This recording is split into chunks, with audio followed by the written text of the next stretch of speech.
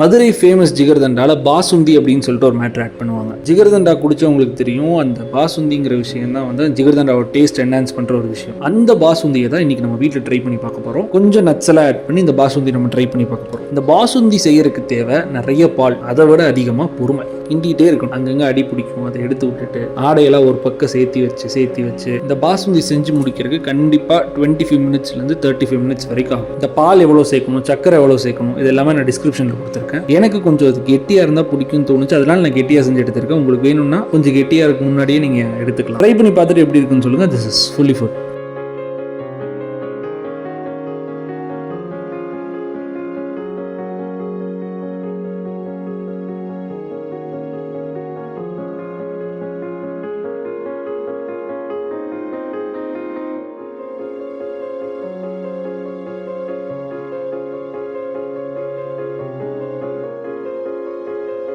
ஊரெல்லாம் ஓடி அலைஞ்சு உழைச்சு சம்பாதிக்கிறது எதுக்கு?